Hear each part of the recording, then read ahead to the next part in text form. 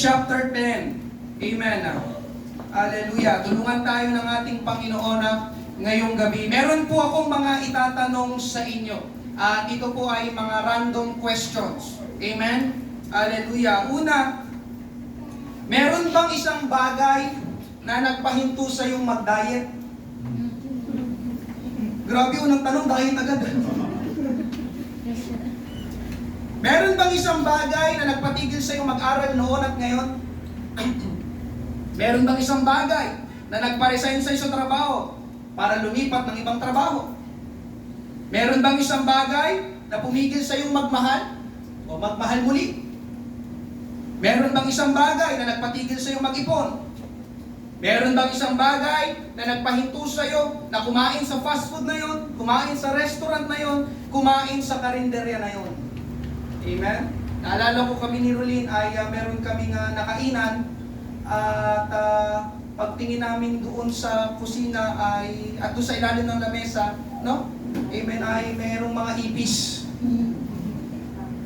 Kaya sabi ni Rolene, hindi na tayo babalik dito. Amen? Meron bang isang bagay na nagpahinto sa iyong tumira o manatili sa lugar na yon? Meron bang isang bagay na nagpatigil sa iyo na sumama sa tao na yon o sa mga tao na yon? Meron bang isang bagay na pumigil na makamit mo ang iyong pangarap? Meron bang isang bagay na nagpatigil sa iyong magpatuloy sa buhay?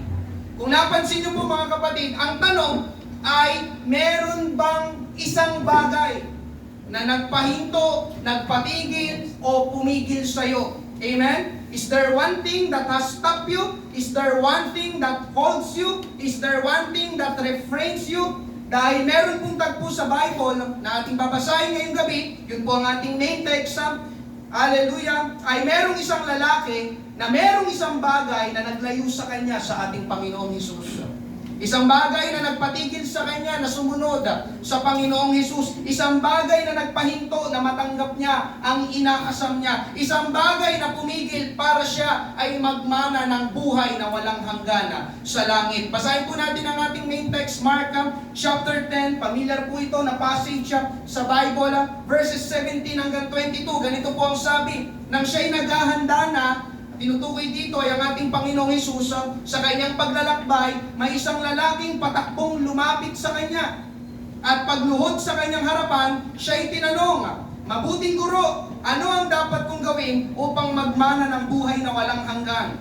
Sinabi sa kanya ni Jesus, "Bakit tinawag mo akong mabuti? Walang mabuti kundi ang Diyos lamang. Nalalaman mong mga utos, huwag kang pumatay, huwag kang mangalunya, huwag kang magnakaw, huwag kang sumaksi sa kasinungalingan, huwag kang mandaya, igalang mo ang iyong ama at ina." At sinabi niya sa kanya, "Guro, ang lahat ng mga bagay na ito ay aking tinupad mula pa sa aking kabataan." Si Jesus, pagtingin sa kanya, ay minahan siya at sinabi, isang bagay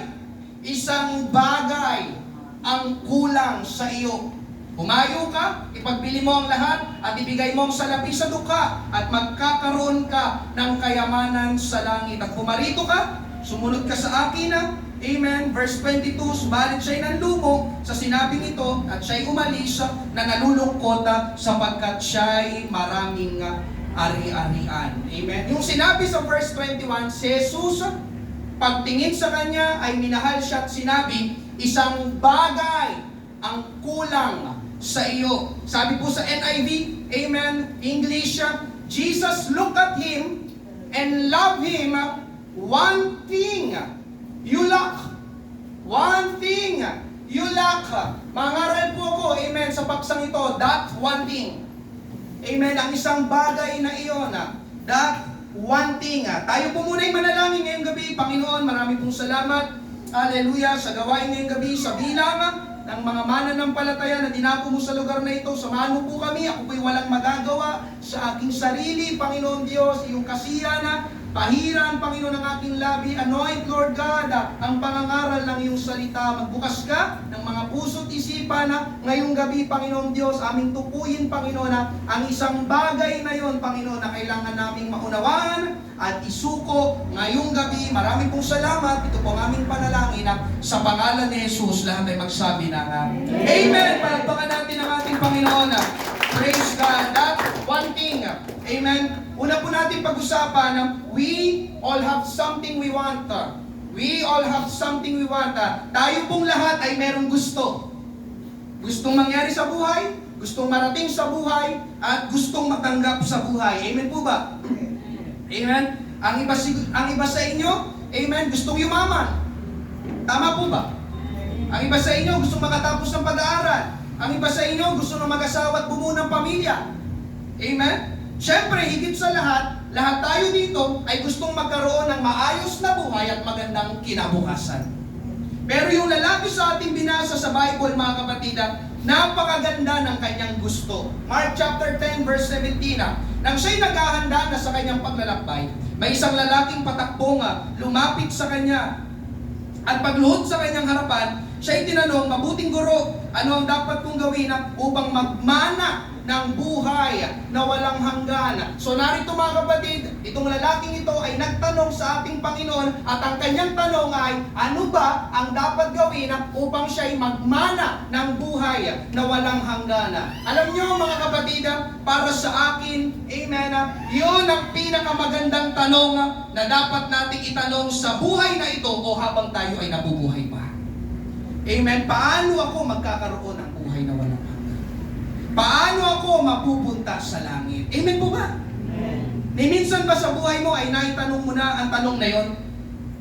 Amen. Mamaya, sasagutin natin bakit yun ay napakahalagang tanong. Amen? Balikan natin yung lalaki sa kwento. Bakit niya tinatanong o bakit niya gustong magkaroon ng buhay na walang hanggan? Amen? Una, mga kapatid, dahil sa kabila ng meron siya ng lahat dito sa mundo, ay meron pa rin kulang sa buhay niya. Kapag pinag-aralan niyo po ang Bible, sa ibang parallel chapter, parallel book sa gospel, ang lalaking ito, mga kapatid, ay hindi lang mayaman, kundi siya ay talagang napakayaman. Maraming pera at maraming ari-arian. Lahat ng gusto niyang bilhin ay mabibili niya. Lahat ng gusto niyang makuha ay makukuha niya. Amen? Pero sa kabila ng meron siya, para sa kanya ay meron pa rin kulang. Amen? There is still something lacking. There is something missing. At ang kulang, mga kapatid, ay hindi para dito sa lupa, kundi para doon sa kabilang buhay. Kaya ang tanong niya ay patungkol sa buhay na walang hanggan. Amen? Maaring hindi rin kontento ang lalaking iyon sa kanyang yaman at ari-arian. May hinahanap pa siya na talagang pupuno sa kanya. At naniniwala po ko ngayong gabi mga kapatid, maraming mga tao ngayon, hallelujah, na ang kanilang buhay ay empty. There is an emptiness sa kanilang buhay. Amen? May nakausap ako dito sa church. Amen? Alam niyo mga kapatid, sinabi ko nga totoo na merong mga tao na naghahangad ng mataas na posisyon, mataas na katayuan para sa kanilang buhay. Amen? Yung lalaki na yon na aking nakausap, ginawa lahat, amen, para marating niya ang gusto niyang posisyon sa trabaho. At salamat sa Panginoon, narating naman niya. Amen? Kaya lang sabi niya sa akin, amen, nung kami ay magkausap, sabi niya ay ganito, nung nandoon na siya, hindi siya masaya. Kaya nagulat ako, di ba yan ang gusto mong marating? Di ba yan ang gusto mong position? Sabi niya, Pastor, alam mo, ginawa ko lahat. Amen? Halos hindi na ako makita sa bahay namin, nandun na lang ako sa trabaho. Dahil gusto ko ma-promote. Darating naman niya. Amen. Yung mataas na position. Area manager. Amen. Pero sabi niya sa akin, alam mo, Pastor, nung nandoon na ako, hindi ako masaya. Kaya nagulit ako. Sabi ko, totoo talaga. Na may mga tao na sa kabila, na parang nasa kanila ng lahat ng bagay dito sa mundo, ay meron pa rin kulang sa kanilang buhay. Amen. Hallelujah. Kaya nagtataka siya mga kapatid, hallelujah, yun ang gusto niyang mangyari, yun ang gusto niyang marating, pero hindi siya masaya. Kasi paano ba naman, buong araw niya, nasa trabaho na lang siya, at wala ng oras, amen, sa kanyang pamilya. Kaya ang ginawa ng lalaking yun, nag-resign siya sa trabaho, at salamat sa Panginoon na dumadalo siya dito sa church siya, kasama ng kanyang buong pamilya. Amen. Amen. Sabi niya, Pastor, di na ako babalik.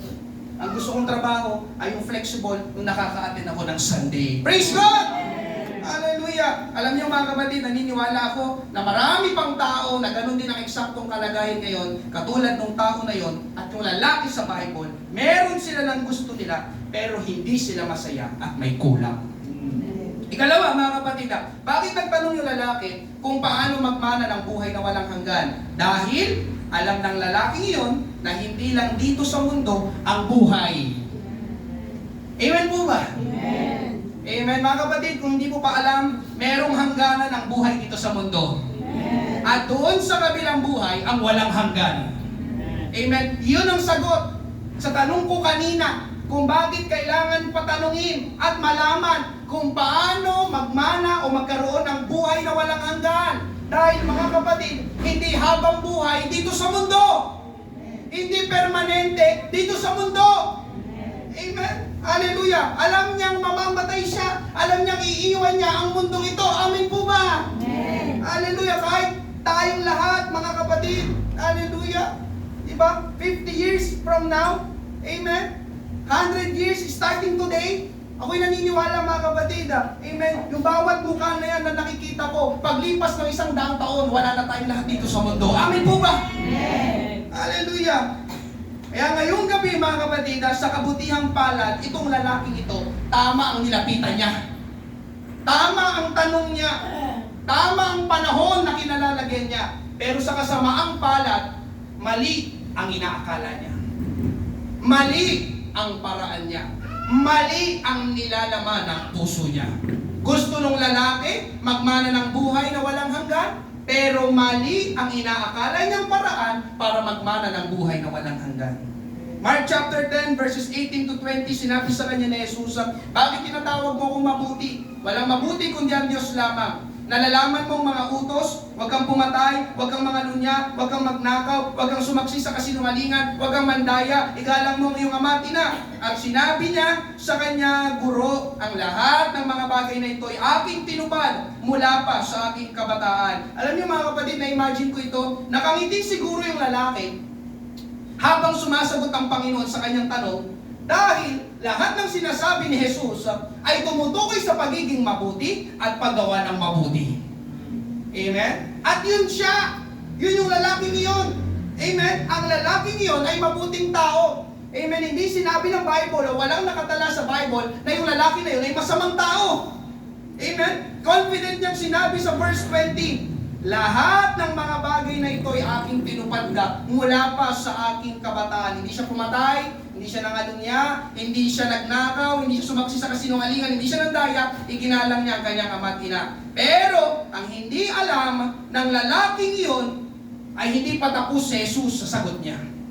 Amen? Nagsalita ulit ang ating Panginoon verses 21 to 22. Si Jesus, pagtingin sa kanya, amen, ay minahal siya at sinabi, isang bagay ang kulang sa iyo. Pumayo ka, ipagbili mo ang lahat at ibigay mo ang salapi sa duka at magkakaroon ka ng kayamanan sa langit. At pumarito ka, sumunod ka sa akin. Verse 22, subalit siya'y nanlumo sa sinabing ito. Ang akala ng lalaki, mga kapatid, sapat na ang kabutihan. Ang akala ng lalaki, mga kapatid, sapat na ang maging mabuti. Ang akala ng lalaki, mga kapatid, sapat na ang gumawa ng mabuti para magmana ng buhay na walang hanggan. Pero ang katotohanan ngayong gabi, para po sa lahat ng mga narito, kung hindi mo pa narinig, amen, ngayong gabi, sasabihin ko, tama po ang maging mabuting tao. Amen po ba? Amen. Tama po ang gumawa ng mabuti. Amen po ba? Amen. Subalit, may subalit, amen, ang maging mabuting tao at gumawa ng mabuti ay hindi sapat para ikaw at ako ay makapasok ka sa langit sa buhay na walang hanggan. Amen? Ito po yung supporting verse para doon, Ephesians chapter 2 verses 8 to 9. Dahil sa biyaya ng Diyos, naligtas kayo nang sumampalataya kayo kay Kristo. Kaloob ito ng Diyos at hindi galing sa inyo. Hindi ito nakasalalay sa mabubuti ninyong gawa para walang maipagmalaki ang sinuman. Mga kapatid, ang kaligtasan ay biyaya ng Diyos at hindi galing sa tao. Amen? Ang makapasok sa langit ay dahil sa ginawa ni Jesus doon sa krus at hindi dahil sa mga ginawa nating mabuti. Amen po ba? Amen? Hindi ko na po masyadong ipapaliwanag dahil hiwalay po na pangangaral yun. Amen? Ngayong gabi mga kapatid, ang punto ko dito sa first point, lahat tayo ay merong gusto. Gustong mangyari at gustong matanggap. At naniniwala po ako na yung gusto mo, amen, ay mabuti para sa iyo. Amen? Ang problema lang ay mali ang inaakala nating paraan para makuha at marating yung gusto natin sa buhay. Tulad ng lalaki sa kwento, gusto niya ng buhay na walang hanggan at yun ay mabuti. Pero mali ang paraan niya, amen, para magkaroon na ng buhay na walang hanggan. Ngayong gabi, kapatid ko sa Panginoon, kung tatanungin kita, anong gusto mo?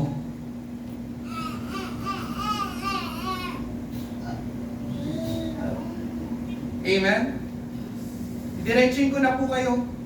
Ano man yan na gusto mo mangyari, ano man yan na gusto mo matanggap, ano man yan na gusto mo marating sa buhay, ipagkatiwala mo sa Panginoon. Amen. Mas alam ng Panginoon, amen, kung anong totoong kailangan natin. Mas alam ng Panginoon kung anong totoong makakabuti sa atin, amen, dahil marami sa gusto natin ay hindi naman talaga natin kailangan. At marami sa gusto natin ay hindi talaga makakabuti sa atin. Amen po ba? Kaya ibig sabihin mga kapatid, ang kailangan talaga natin ay walang iba kundi ang ating Panginoong Hesus. Lahat ng kailangan mo, kasabihin ko ulit, lahat ng kailangan mo, as in lahat! Sabihin nyo lahat! Lahat! Lahat! Lahat! Lahat ng kailangan mo, lahat ng makakabuti sa iyo, lahat ng ikaliligaya mo sa iyong buhay, amen, ay naka Hesus. Amen. Pagpapala, naka Hesus. Kapayapaan, naka Hesus. Kagalakan, naka Hesus. Pag-asa, naka Hesus. Kagalingan, naka Hesus. Maayos na pamilya, naka Hesus. Amen. Hallelujah. Magandang kinabukasan, naka Hesus. Maayos na relasyon sa ibang tao, naka Hesus. Amen. Maayos na kinabukasan, naka Hesus din.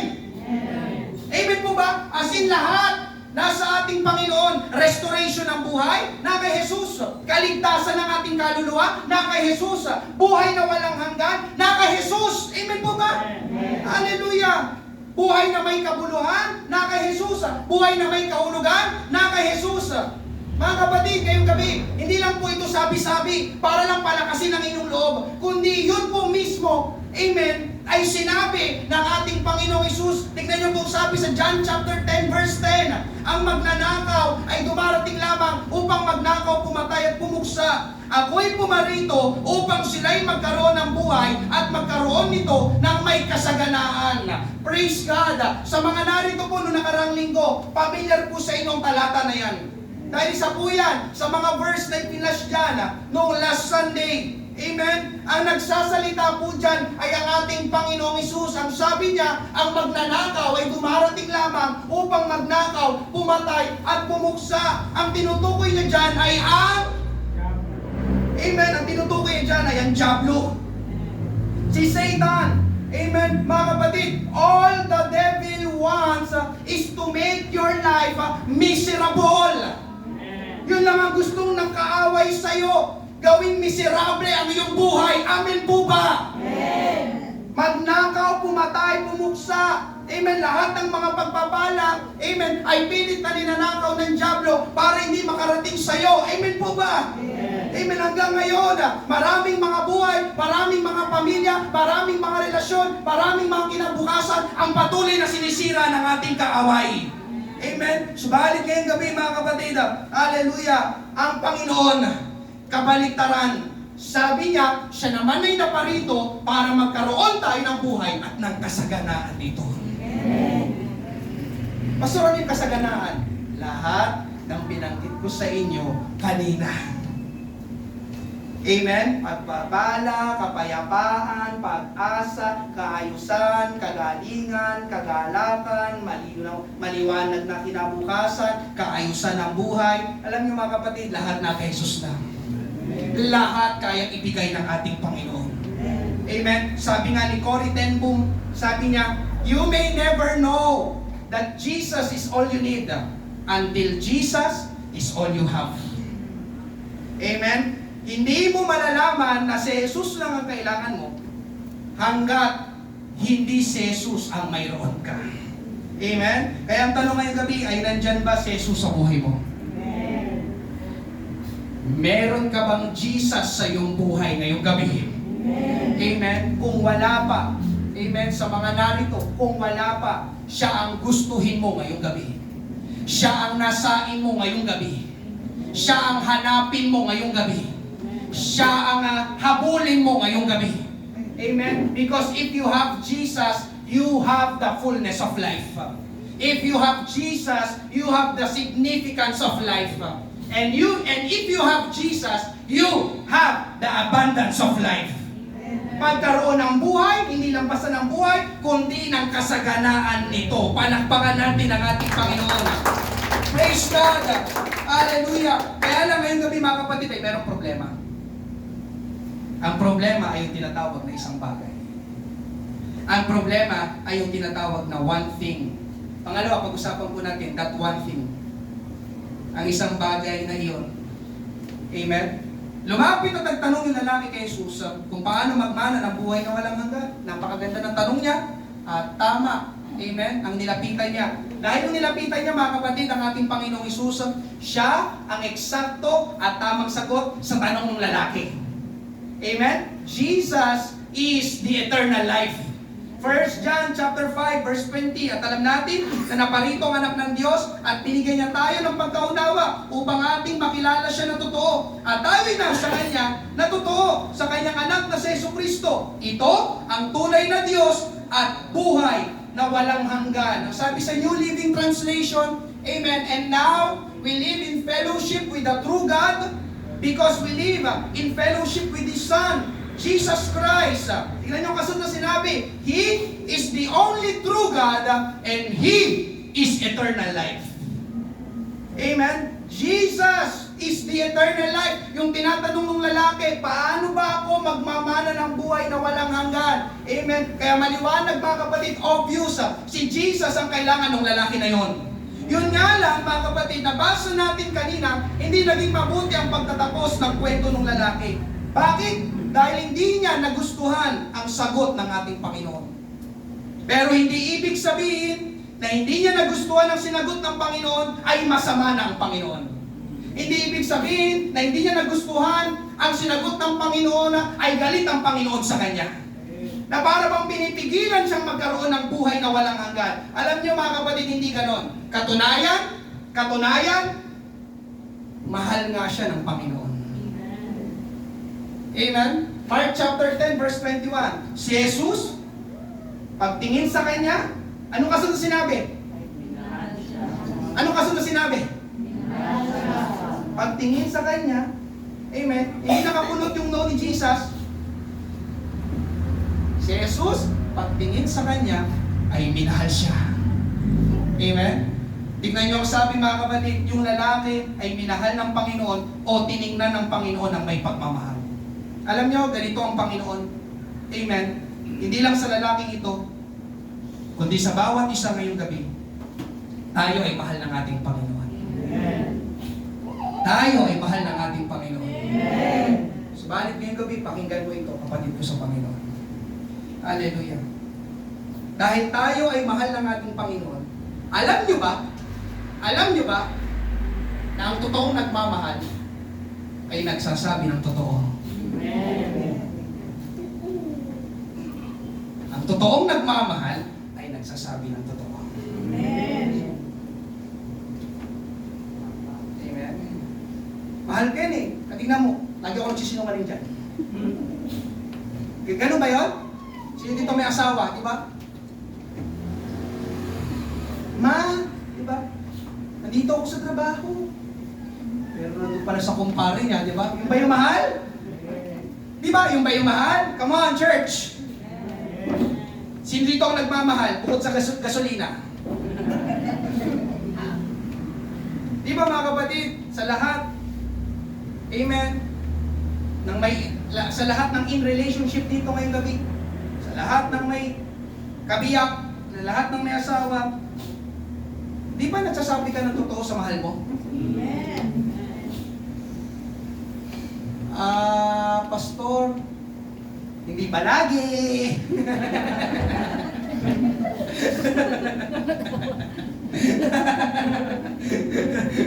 Pastor, hindi palagi. Amen. Tawa sila. Pastor, minsan, nagsisikreto din ako. Alam ko po, wala po niyan dito sa Pateros.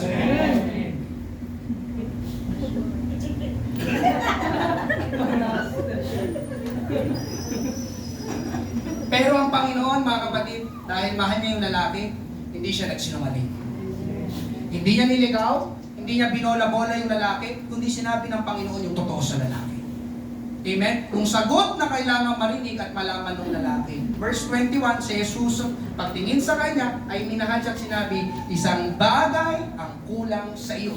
Humayo ka, ipagbili mo ang lahat at ibigay mo sa lapi sa dukha at magkakaroon ka ng kayamanan sa langit. At pumarito ka, sumunod ka sa akin. Marahil iniisip niyo po ngayong gabi, grabe naman ang hinihingi ng Panginoon sa lalaki. Ipagbili ang lahat, ibigay ang salapi. Teka muna.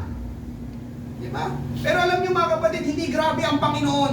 Meron tatlong dahilan kung bakit ganito ang sagot ng Panginoon doon sa lalaki. Una, Jesus is demanding His love and His whole heart.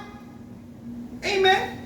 Naalala niyo po ba yung greatest commandment? Naipangarap ko na po dito yun. Parang last Thursday pa yun. Ang greatest commandment ay iibigin mo ang Panginoon mong Diyos ng buong puso mo, buong kaluluwa mo, buong pag-iisip mo. Amen po ba? Ayaw ng Panginoon na may kaagaw sa puso natin. Ayaw ng Panginoon na may kahati sa pag-ibig natin. Alam niyo mga kapatid, alam ng Panginoon ang lahat, pati ang nilalaman ng puso natin. Kaya alam ng Panginoon ang nilalaman ng puso nitong lalaki. At ang nilalaman ng kanyang puso ay ang kanyang kayamanan at ari-arian. Amen. Ang nilalaman ng puso ng lalaking ito, hindi ang Panginoon. Kaya sinabi ng Panginoon, ipagbili mo at ibigay mo. Bakit? Para makapasok ang Panginoon sa puso mo at sa buhay mo.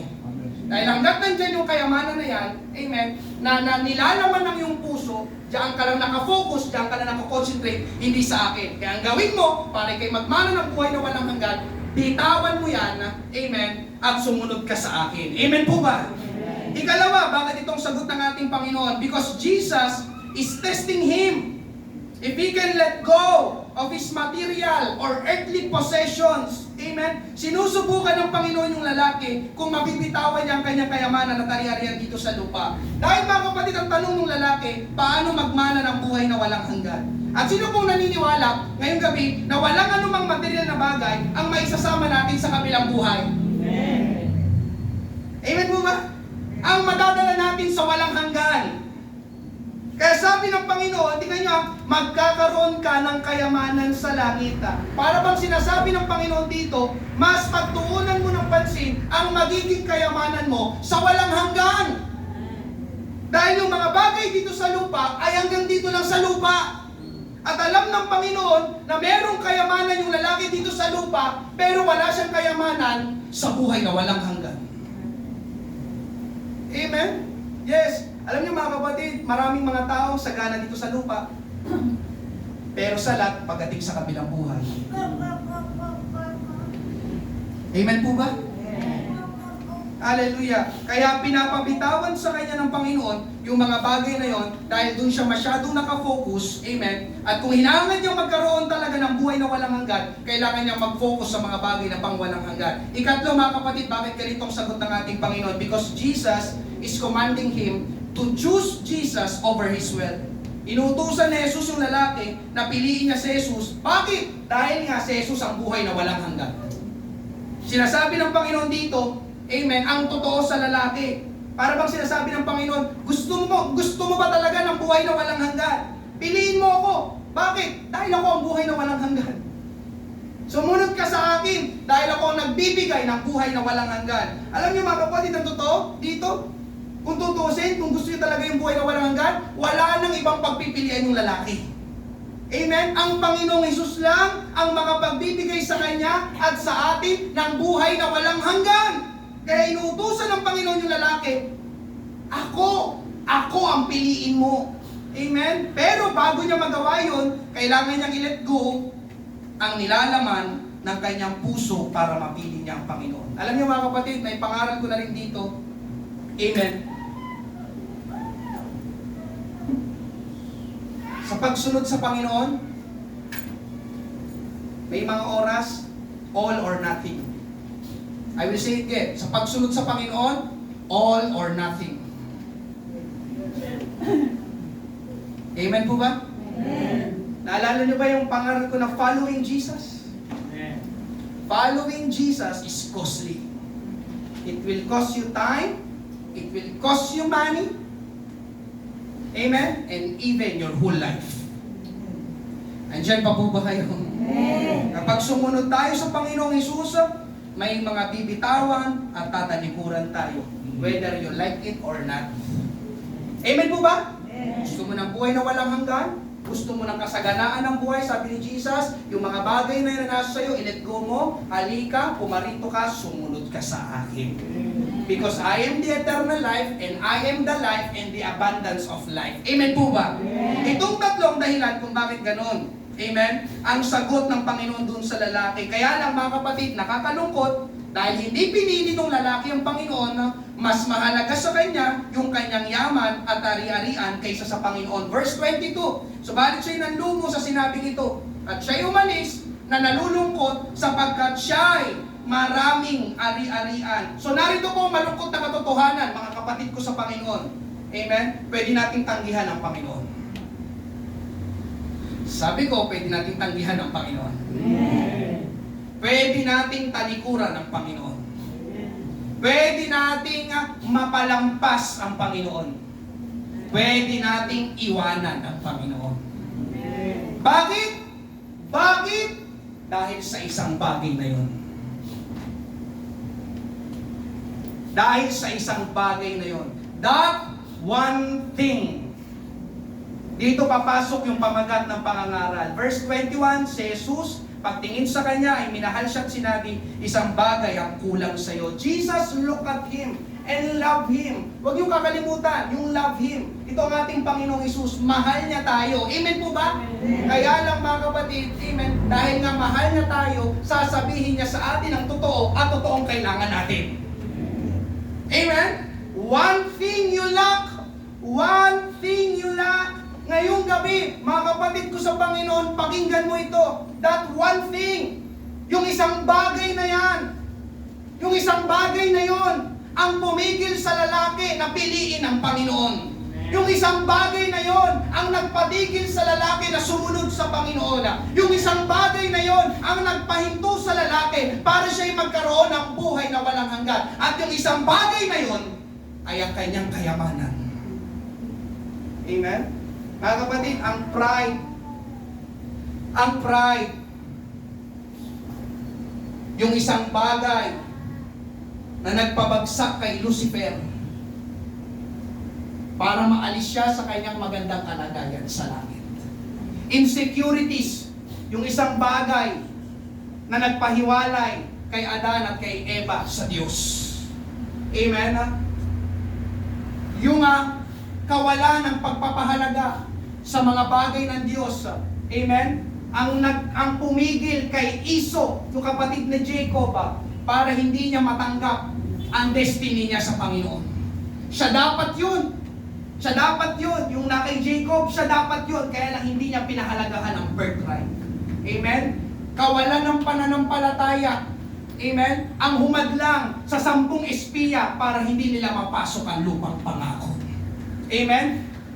Pagsuway, yung isang bagay, amen, na nag-alis o nagpahiwalay sa Espiritu ng Diyos kay Haring Saul, amen, para hindi na siya samahan ng Panginoon sa kanyang paghahari sa Israel. Amen?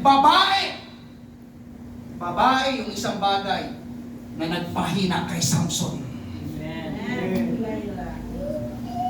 Amen? Ngayong gabi mga kapatid, kasakiman, greediness, yung isang bagay, amen, na pumigil kay Judas Iscariote para sumunod sa Panginoon at matanggal siya bilang isa sa 12 alagad ng ating Panginoon. Amen. Hallelujah! Pag-ibig sa sanlibutan, yung isang bagay, that one thing na pumigil kay Dimas, kilala niyo ba si Dimas? Para sumunod at maglingkod sa ating Panginoon. Ngayong gabi, mga kapatid ko sa ating Panginoon, what is your one thing? What is your one thing? Ikaw na nakaupo dyan ang tinatanong ko. Amen? Sabi ka sa inyong harapan, pakiflash, what is that one thing you are holding on to that keeps you away from Jesus? Ano yung isang bagay na yan? Na pilit mong hinahawakan at hindi mo mabitaw-bitawan. Amen? Na yung isang bagay na yan ang naglalayo sa iyo sa ating Panginoon. Amen? Ano yung isang bagay na yan? Amen? Na pumipigil sa iyo para tanggapin mo si Jesus sa iyong buhay. Ano yung isang bagay na yan na humahad lang sa iyo para matanggap mo ang mga pagpapala ng ating Panginoon? Ano yung isang bagay na yan na nagpapatigil sa iyo sa iyong paglago sa iyong spiritual na buhay? Ano yung isang bagay na yan na nagpapahinto sa iyo, amen, sa iyong relasyon sa ating Panginoon? Ano yung isang bagay na yan para hindi mo maranasan ang breakthrough ng Panginoon sa iyong buhay? Ano yung isang bagay na yan na pumipigil sa iyo para hindi mo maranasan ang kapayapaan, kagalakan, kagalingan, kalakasan mula sa ating Panginoon? Ano yung isang bagay na yan na nagpatigil sa iyo na dumalo sa church? Ano yung isang bagay na yan na nagpahinto sa iyo na umawit ng papuri sa ating Panginoon? Ano yung isang bagay na yan na pumigil sa iyong magbigay? Ano yung isang bagay na yan na nagpatigil sa iyong manalangin? Ano yung isang bagay na yan na pumigil sa iyo para sumama sa hayop? Ano yung isang bagay na yan, amen, na pumipigil sa iyo para ikay makapag-imbita pa ng mga tao papunta dito sa church? Ano yung isang bagay na yan na pumipigil sa iyo para ikaw ay magbagong buhay? Ano yung isang bagay na yan, amen, para ikaw ay hindi maligtas o ang mga mahal mo sa buhay ay maligtas? Ano yung isang bagay na yan, amen, hallelujah, na pumipigil sa iyo para hindi ka makapasok sa langit pagkaroon ng buhay na walang hanggan? Nandiyan pa po ba kayo ngayong gabi? What is that one thing? Ikaw ang nakakaalam niya. Yan ba ay ang kinamulatan mong relihiyon? Yan ba ay ang iyong pamilya? Yan ba ay pride? Yan ba ay takot? Yan ba ay insecurities? Yan ba ay pagdududa? Yan ba ay katigasan ng ulo? Yan ba ay katamaran? Yan ba ay ibang tao? Yan ba ay nakaraan? Yan ba ay trabaho? O yan ba ay negosyo? Yan ba ay edukasyon? Yan ba ay hobby? Yan ba ay pera? O yan ba ay ang iyong pangarap? Andiyan pa po ba kayo ngayong gabi? I want my dream. Pangarap before Jesus. Ang tahimik niyo po ngayong gabi. What is your one thing? What is your one thing? Yan ba ay hindi pagpapatawad? Amen? Ano? Anong pumipigil sa'yo? Anong nagpapahinto sa'yo? Anong nagpatigil sa'yo? Amen? Ngayong gabi mga kapatid, kailangan matukoy natin kung ano yung isang bagay na yan, dahil yung isang bagay na yan ang maglalayo sa'yo sa Panginoon at pwedeng magdala sa'yo sa kapahamakan. Amen? Hallelujah. Kapag natukoy mo lang yung one thing mga kapatid, itong tamang gawin, pangatlo, surrender that one thing to Jesus. Isuko mo yan sa ating Panginoong Jesus. Amen? Huwag nating gayahin yung lalaki sa kwento. Huwag tayong tumula doon sa lalaki na tinanggihan at tinalikuran ng ating Panginoon. Hallelujah. Bakit? Bakit? Pansinin nyo mga kapatid nang talikuran ng lalaki ang Panginoon, hindi siya masaya. I will say it again. Nang talikuran ng lalaki ang Panginoon, hindi siya masaya. Mark 10:22, subalit siya'y nanlungo sa sinabing ito at siya'y umalis na nalulungkot sapagkat siya'y maraming ari-arian. Di ba dapat sana mga kapatid masaya yung lalaki? Kasi nasa kanya pa rin yung kanyang yaman at ari-arian. Nandiyan ba po ba kayo? Ito yung gusto ko Nasa akin pa rin yung yaman at ari-arian. Di ba dapat ayokong maibigay sa akin to? Babay Jesus! Di ba? Nandiyan ba po ba kayo? Di ba dapat masaya siya? Pero tingnan nyo mga kapatid, yung naging reaction niya dito, nang hindi niya piliin ang ating Panginoon at nang piliin niya ang ibang bagay, kayamanan at ari-arian, ang sabi sa inyong harapan, siya'y umalis na nalulungkot.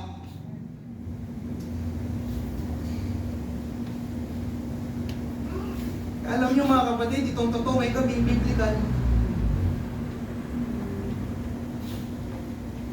Tingin kayo lahat sa akin. Kagaya ng pagmamahal ng ating Panginoon. Kapag tinanggihan, kapag inalisan, kapag tinalikuran ng ating Panginoon, I will tell you, hindi ka talaga magiging masaya.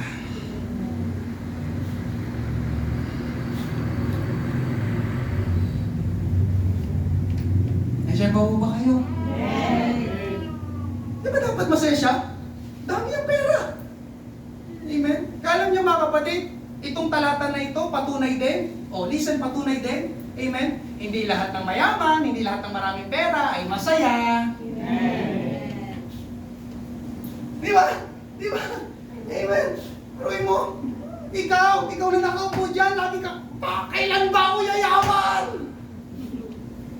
Tignan mo itong lalaking ito, dami ng pera. Pero ang lungkot pa rin ang kanyang buhay. Amen po ba? Ibig sabihin mga kapatid, hindi masaya yung lalaki sa desisyong ginawa niya. Dahil may nagsasabi sa puso niya na mali ang pinili niya. Mali ang sinuko niya. Mali ang ginibap niya. Ang Panginoon ang ginibap niya. Amen? At ako'y naniniwala mga kapatid na alam ng lalaking yon na si Jesus talaga ang kailangan niya. Si Jesus talagang makakapagbigay sa kanya ng buhay na may kabuluhan, buhay na may kahulugan. Kaya lang, ang problema ay naging mas matimbang sa kanya ang kanyang kayamanan at ani-anian. Alam nyo mga kapatid, hallelujah, maraming tao kasi katulad ng lalaking ito, hindi nila kayang piliin ang Panginoon dahil akala nila, mga kapatid, kapag pinili nila ang Panginoon ay lugi sila.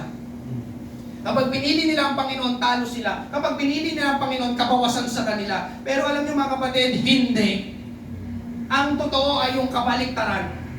Anumang bagay na isuko mo sa Panginoon ay hindi kalugihan sa'yo, kundi pakinabang sa'yo.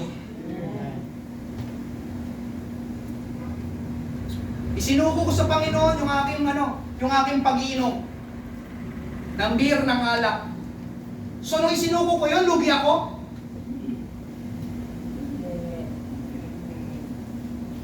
Mga kapatid, nung isinuko ko yun, nakinabang ako, nakinabang ang katawan ko, nakinabang ang atay ko. Amen?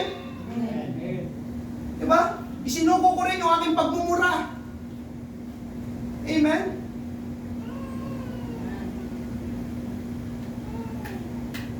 Pero nung sinuko ko yung aking pagmumura, lugi ako?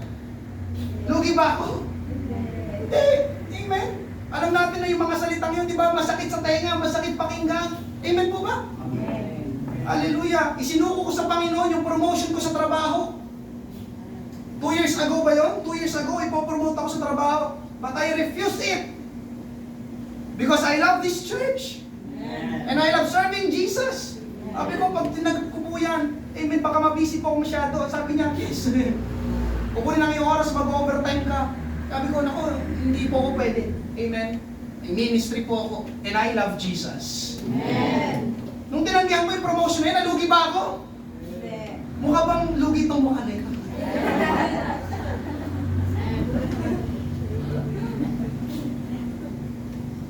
Hallelujah. Alam niyo mga kapatid, hallelujah. Alam niyo, nakinabang pa kami ni Rolin. Hallelujah. Kitang-kita ko ngayong gabi yung mga dinadagdag ng Panginoon sa pamilya namin ni Rolin. Amen. Sabi ko sa kanya, this is our family now. Amen? The church is family. Amen po ba? Amen. Hallelujah. Ngayong gabi, mga kapatid ko sa ating Panginoon. Hallelujah. Yung mga bagay o yung isang bagay na yan na hindi mo makitawan at may suko ay pwedeng magpahamak ng iyong buhay at maglayo sa'yo ng tuluyan sa Panginoon. Sabi ni Francis Chan, you find that the things you let go of while following Jesus were the things that were going to destroy you in the end. Amen. Baka hindi mo alam na yung mga bagay na yan, na hindi mo mabitawan at maisuko sa ating Panginoon, pagdating ng araw, yan pala yung mga bagay na magpapahamak at sisira sa iyo. Amen po ba? Amen. Amen? Hallelujah. Balikan natin yung lalaki na pinili ang kayamanan kaysa sa Panginoon. Una, umalis ang nalulungkot. Amen. Ikalawa, wala na tayong nabalitaan sa kanya pagtapos ng tagpo na ito. Amen. Nagkaroon kaya siya ng buhay na walang hanggan? Tinanggihan nga niya si Jesus. Amen po ba? Kaya alam niyo mga kapatid, totoo. Yung isang bagay na yan, na mas pinipili natin kaysa sa Panginoon ay pwedeng magpahamak sa atin sa huli. Ngayong gabi, huwag kang pumayag, napigilan ka ng isang bagay na yan. That one thing. I will say it again, huwag kang pumayag, napigilan ka ng isang bagay na yan, amen, na sumunod sa ating Panginoon. Huwag kang pumayag, napigilan ka, pahintuin ka, patigilin ka ng isang bagay na yan para marating mo ang napakabuting plano ng Diyos sa buhay mo. Ang tamang gawin ngayong gabi, isuko natin ang isang bagay na yan sa Panginoon. Amen. Dahil ang pagsusuko sa Panginoon ay pakinabang sa atin. Matthew 9:27-29. Pagkatapos ay sumagot si Pedro at sinabi sa kanya, narito, iniwan namin ang lahat at sumunod sa iyo. Yeah, diba? Iniwan namin lahat, sabi ni Pedro. Ano naman ang makakamit namin? Sinabi ni Jesus sa kanila, katotohanan ang sinasabi ko sa inyo na sa pagbabago ng lahat ng mga bagay, kapag uupo ng anak ng tao sa kanyang maluwalhating trono, kayong mga sumunod sa akin ay uupo rin sa 12 trono na nagukom sa 12 lipi ng Israel. At ang sino mang nag-iwan ng mga bahay, o mga kapatid na lalaki, o mga kapatid na babae, o ama, o ina, o mga anak, o mga lupa, alang-alang sa aking pangalan, ay tatanggap ng makasandaang ulit at magmamana ng buhay na walang hanggan. Itong talata na ito mga kapatid ay pinangahawakan ko hanggang ngayon. May mga isinuko, may mga iniwanan, pero ang pangako ng Panginoon sabi niya, tatanggap kayo ng 100-folds, makasandaang ulit. Biruin mo, yung iyong binigay, sinuko sa Panginoon, sa halip na kabawasan sa iyo, magdadagdag pa ang Panginoon. John 6:66-68, dahil dito, marami sa kanyang mga alagad ay tumalikod at hindi na sumama sa kanya. Kaya sinabi ni Jesus sa 12, ibig din ba ninyong umalis? Sumagot sa kanya si Simon Pedro, Panginoon, kanino kami pupunta? O kanino pa kami pupunta? Ikaw ang may mga salita ng buhay na walang hanggan. Ngayong gabi, amen, sa akin pagtatapos, ito isang quote lang, amen, napakaganda. Outside of Christ, I am only a sinner. But in Christ, I am saved. Outside of Christ, I am empty, hungkag. In Christ, I am full. Outside of Christ, I am weak, mahina ako. But in Christ, I am strong. Outside of Christ, I cannot. Di ko magawa, wala akong magawa. But in Christ, I am more than able.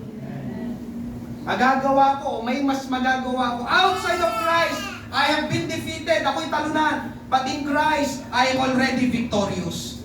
How meaningful are the words in Christ? Napaka makabuluhan, nakakamanghang mga salita kay Kristo.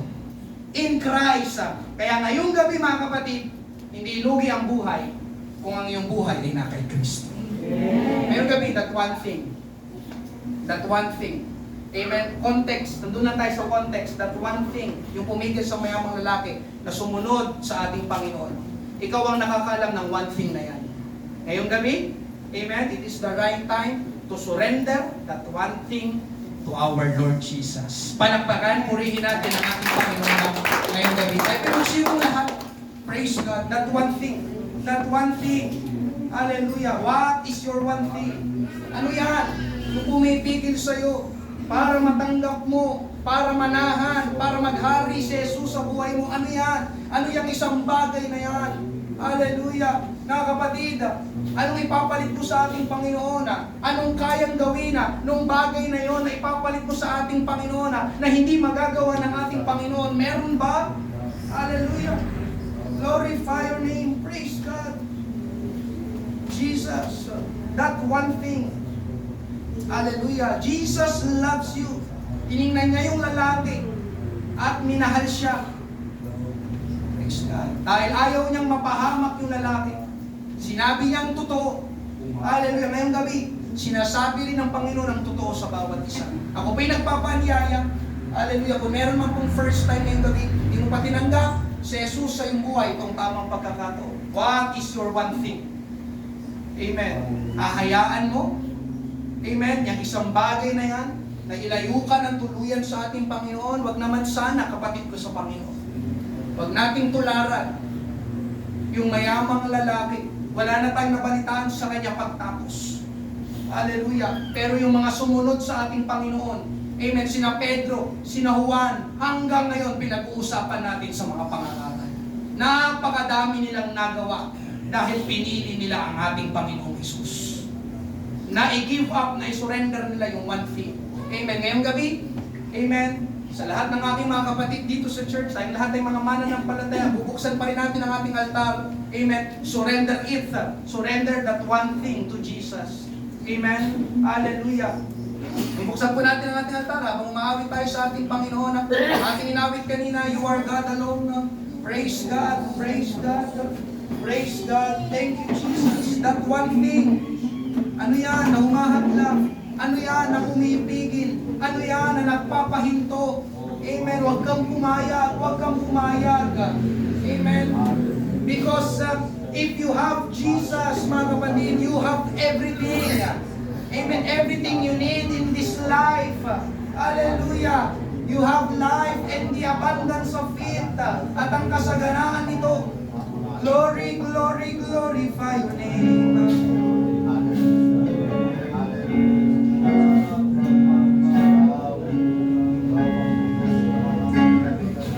Praise God. You are not a God created by human hands. You are not a God invented on any mortal man. You are not a God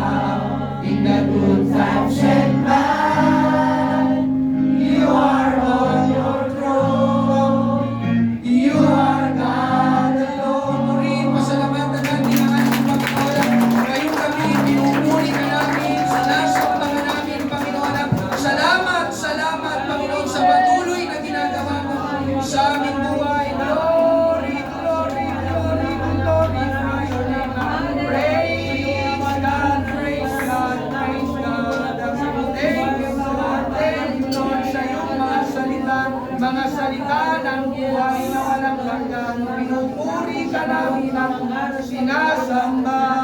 Worthy, worthy, worthy to be praised. Yende rebebebebebe, siyandarara mama mama. Glory, glory, glorify your name. Hallelujah. Thank you, Lord. Thank you, Lord. Thank you, Jesus. Hallelujah. Tayo po'y manalangin ngayong gabi. Panginoong Diyos, hallelujah, aming Ama na nasa langit, Panginoon na, hallelujah, mahal mo kaming lahat, Panginoong Jesus. Hallelujah. At nais mo na piliin ka namin, O Diyos, sa aming buhay. Panginoon na, tawarin mo kami, Panginoon Diyos, dahil sa isang bagay na yon na pumipigil, umahadlang, nagpapatigil, nagpapahinto sa amin para kami ay makasunod sa iyo, Panginoon. Hallelujah. Panginoon, narito, yung mga anak, ang aking mga kapatid na ito, Panginoon Diyos, isinuko namin kanina ang isang bagay na ito.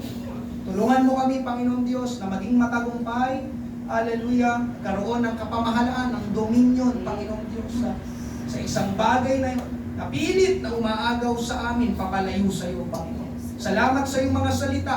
Ngayong gabi, Panginoon Diyos, ang nais mo, hallelujah, ay ikaw ang aming piliin. Magkaroon kami ng buhay, ng kasaganaan ito, at higit sa lahat, ang buhay na walang hanggan sa langit. Lord, Panginoong Jesus, hallelujah, hindi ito sabi-sabi lang. Lahat, as in lahat, Panginoon, ang kailangan namin ay tanging nasa iyo na. Hallelujah. Panginoon, maraming salamat sa gabing ito. Dinako mo ang bawat isa, Panginoon Diyos. Hallelujah. Patuloy mo kami, Panginoon, na palakasin. Patuloy mo kami, Panginoon, na pagalingin. Hallelujah. Ang bawat may bagbag na puso ngayong gabi, Panginoon. Lord, heal our broken hearts. Hallelujah. Panginoon, magpalaya ka, O Diyos, sa pilit, Panginoon, na pinapahirapan ng Diablo, Panginoon, ngayong gabi. O Diyos, patuloy mong palakasin, patatagin ang aming pananampalataya. Palaguin pa ang aming relasyon sa iyo, Panginoong Hesus. Tulungan mo kaming sumunod sa iyo ng buong puso at ng may buong kagalakan, Panginoon. Hallelujah. Maraming salamat, Panginoon, sa ginawa mo. Ngayong gabi, uuwi kami, Panginoon, na ikaw, Panginoong Hesus, ay nasa aming buhay. Maraming pong salamat. Ito po ang aming panalangin. Sa pangalan ni Jesus, lahat ay magsabi na ng Amen! Praise God! Palakpakan natin ang ating Panginoon. Glorify your name. Thank you, Lord. Maraming salamat po sa bawat isang. Amen. Tayo po ay tapos na sa ating gawain ngayong gabi. Kita-kita po tayo sa darating na linggo. Amen. Hallelujah. Gusto ko po palang ipakilala sa inyo. Amen. Si Brother Renz Misa.